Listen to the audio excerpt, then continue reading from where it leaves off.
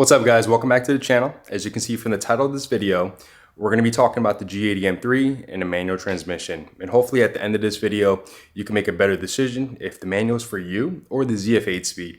And just to give you guys an idea, this video is going to be very different. It's going to be a driving portion of it. There's also going to be a wash segment of it, and we're just going to switch things around a little bit. So enjoy the video and let's get to it. So in this video, we're going to be going over the pros and also the cons about the manual transmission in this platform. So one of the biggest pro about having a manual transmission is that it's pure engagement. And the reason why I mean pure engagement is that when you're running through the gears, downshifting, going into the next gear, it keeps me involved in the car. It keeps me enjoying driving the vehicle instead of just using my right foot. There's nothing wrong with just using your right foot only. There's a lot of cars where it's a lot of fun, like the Porsche PDK. I think having the older generation M3 with the DCT transmission was a little bit more engaging from what I've heard. But everybody's been talking about that. And when I talk about the pure engagement, ever since I was able to drive, I always wanted a manual transmission car. I had a automatic, I learned on that, and I developed my skills. But once I developed my skills, I actually wanted to run through the gears. So the next step after that was getting a 5-speed 2006 WRX in World Rally Blue. And it was a car where I learned to drive the manual transmission. I really enjoyed it. And what I really enjoyed about it was that I felt connected, although I wasn't the fastest, because when you really think about the manual and also the automatic hands down are always going to shift faster than you. You yourself cannot beat the computer. You cannot beat how this computer is being functioned and how it shifts lightning speed. So when you have a manual transmission, for me, the pure enjoyment's all there. And when I mentioned there's nothing better than running through those gears, I'm going to give you an example of what it means to run through those gears.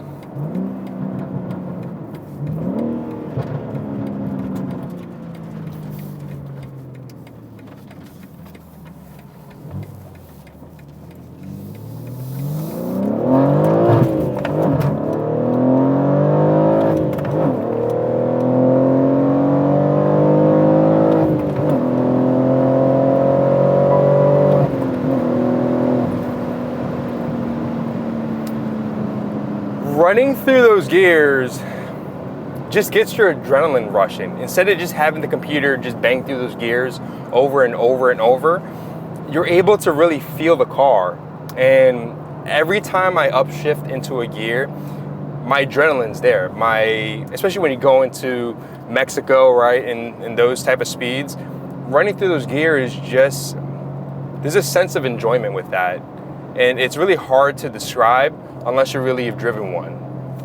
One of the biggest complaints that people give about the G8X platform is that this car is soulless, right? Everybody talks about the older generation M3s, everybody's talking about how the V8, and don't get me wrong, I eventually want to add a E9X M3, and I mentioned it multiple times into the stable. I just have to make a smart decision because eventually I do want to start a growing family. We just bought a house, so to be able to do a lot of those things where it doesn't make sense right now, I probably shouldn't do it. But people say this car is soulless. And as we go on, the next generation of cars are going to be less soulless or more soulless, so to say. Because we're going to move on to the hybrids. We're going to move on to the fully electric cars. And unfortunately, this is a dying breed of the manual transmission. And we'll talk about how this is a dying breed. So I mentioned it too. I've never had a problem with driving the manual car. For me, it's even fun for me in traffic, at least you're going through the first, second gear, and you're probably stuck on second gear, but for me, it gives me something to do when I'm stuck in traffic, whether I'm stuck on I-95 because it's a bad accident, because people in Florida can't drive, or when it's raining, people can't drive and we're still stuck at 30 miles an hour. You're running through first, second, and third gear.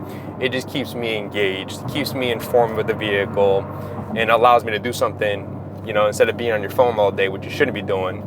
If you were to take this car and have somebody that doesn't know exactly how to drive a manual transmission, they would be able to learn on this. This is a very forgiving transmission. It's a very forgiving clutch. The clutch is soft. You would expect a car that has, you know, almost 500 horsepower would be able to have a more of a stiffer clutch, more of a notchier type of gears, but no, it doesn't. It's very forgiving. The clutch is super soft, where if you're on a flat plane, you can really let off the clutch and allow yourself to roll up, especially in traffic and stuff. You don't always need to gas it up. And those are so much easier to drive. I know my brother-in-law, he had a STI with the stage 3 clutch, ACT clutch, and that car, you heard a lot of chatters when you got off the clutch, and it was super grabby. That would be very difficult to learn on, but something like this is super easy to learn on. And in this video, I'm not gonna tell you to go either way. I'm gonna give you my pros and cons, and at the end of this video, and hopefully this gives you some more clarity to figure out which one's the best for you. So one of the pros about having a manual transmission is that it saves you some money in your pocket. It saves you some money in your pocket when it compared to if you were building the car. If you were building this car and you have an allocation, the manual transmission base is going to be about $4,300 cheaper than the rear-wheel drive version competition. If you were looking for the all-wheel drive competition, this is about $8,300 cheaper. So end of the day, it saves you some money, but it's actually a decent chunk of change. A lot of that money, for the example, the $8,300, that could pay for your mods for the rest of the year, regardless of its wheels, suspension, exhaust, or a part of an exhaust, like the mid-pipe. But you can think about it like that. You know, that's one of the pros about having a manual transmission. Because I think by 2030, the M2 that's coming out, or that's coming out soon, and that is out, is that's going to be the last M car that is offered in a manual transmission. And I think we've seen a lot of that in one of their promo videos, and I've mentioned, and I put some segment clips into previous videos, and that's going to tell you exactly what's going to go on about what cars are going to be like in the future.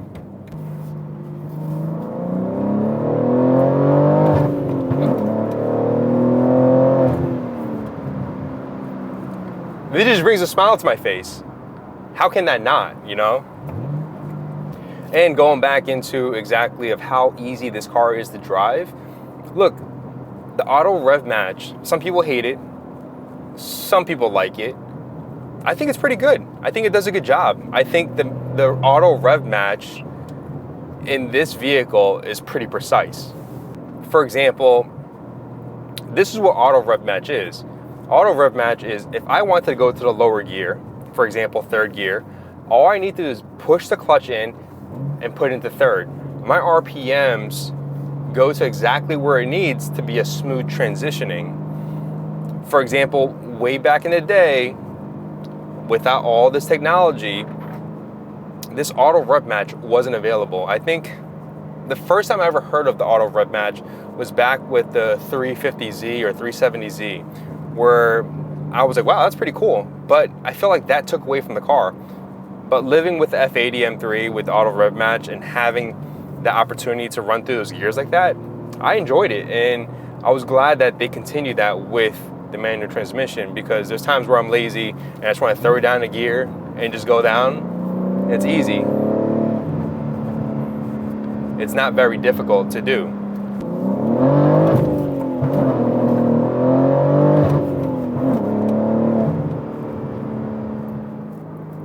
Fun fact, did you know that only 18% of Americans could drive a manual transmission, which is why I think it's a dying breed. The manual transmission is it kind of makes you feel like you're part of an elite class, because again, only 18% of Americans could drive a manual transmission. So in the next segment of the video, we're gonna be heading over to, I'm gonna go to the supermarket first, but after that, we're gonna be taking the car back, let it cool down a little bit, and we're gonna be doing a quick wash. But in the quick wash, we're gonna talk about the cons of having a manual transmission.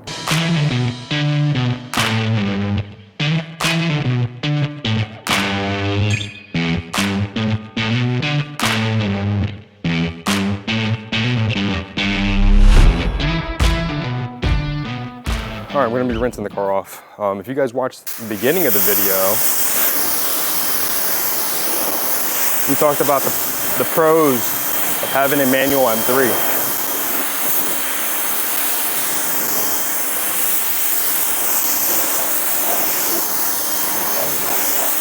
In this video, we're gonna be talking about the cons about having a manual M3.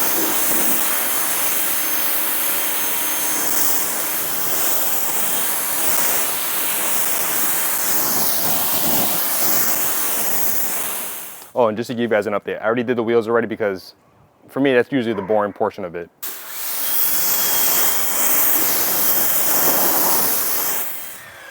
All right, so now it's gonna be the fun part, foaming the car up. We're gonna be talking about the cons about having a manual M3, and it's really not a lot, in my opinion.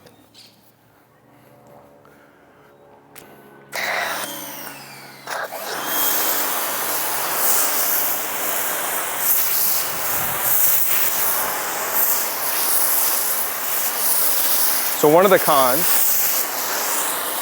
is actually that it has less power.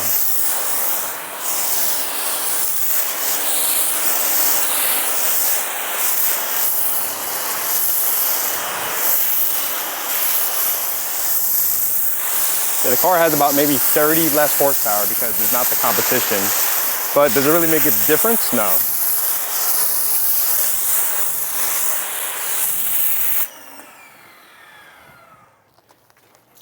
Yeah, so going over to it, so yeah, the competition, you're gonna have about 30 extra more horsepower compared to the non-competition, which is basically what I have, and this entirety of the video we've been talking about it.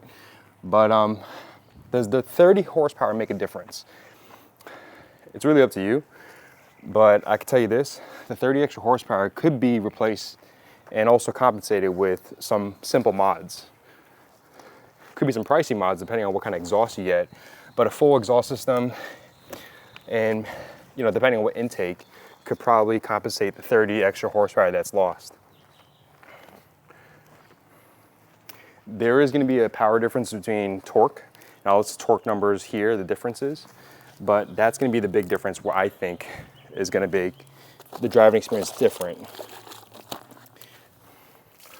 Another con about having a manual G80 M3 is that in reality, if you get more horsepower onto this stock clutch, that stock clutch won't hold up to a certain amount of horsepower. I think there's been a few other manual M3s that have tested that, and some people have actually had to get a upgraded clutch. And sure, if you're into that and you want the most speed, yeah, that's doable. But that's something to keep in mind. Your stock clutch won't hold excess horsepower as compared to the ZF8 speed.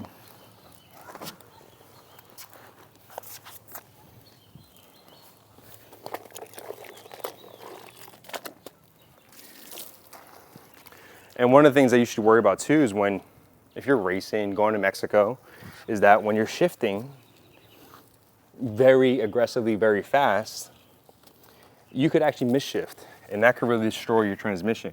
You could have premature grinding in your gears if you're not clutching all the way and throwing it into the next available gear.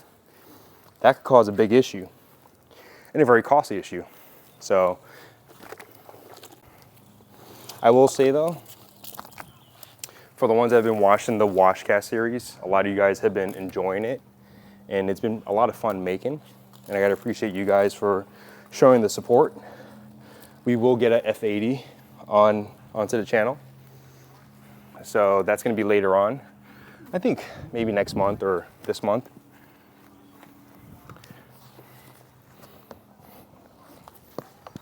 And I can tell you this, the next couple months are gonna be very, very busy. But yeah, the support in 2022 has been absolutely amazing. We're gonna continue that in 2023. As you can see, as of right now, the car is still on stock ride height. And let me stop deviating. Let me finish this cons up. With this generation M3, you're actually able to get the all-wheel drive, but with the manual, you cannot. It's not available. Again, the manual is only available in the rear wheel drive configuration. I personally would probably opted for the all wheel drive, even though I don't need it. I don't need the extra grip. Oh, you could use the extra grip, but I'm not really big into high horsepower, so I really didn't care for that. Another con too is that not everybody could drive manual. So if you need a designated driver or somebody else to drive because you're either too tired or you just don't want to because it's a long drive home, then not everybody could do that. I will say going into traffic there's times where you're like, damn, I wish I did have an automatic. The majority of the time, I definitely am happy I had a manual. So that's a pro and con. Rinse this off. And then when we go inside, we're gonna do an overview of exactly my thoughts.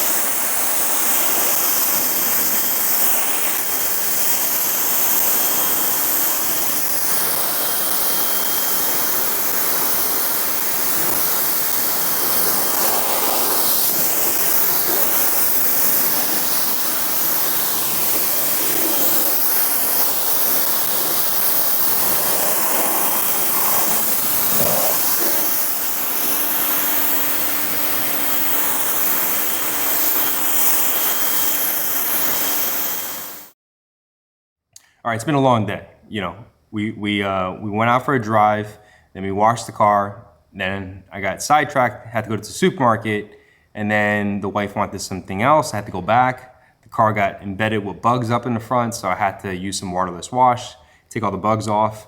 Even though the car is protected, you want to get those bugs off because a lot of those, whatever's inside the bugs, obviously your guts and stuff, it could etch into the PPF. Which is going to be a nightmare. I don't want to deal with that. So I took it off immediately when I got home. Just know the manual transmission is not for everybody. You know, it may not be for you, but if some of these things I'm saying for the pros and cons resonate with you more, really take that into place. For me, I've been driving manual for about 15 plus years. It's always been something that I wanted to do. It's always something that I enjoyed. And going into this build for this car, I already knew I wanted a manual because my previous car was a manual. And I already knew that that was my mindset. And I've mentioned this later on. Hopefully the wife lets me put an E9X into the garage and it'll be a DCT so she could drive it too.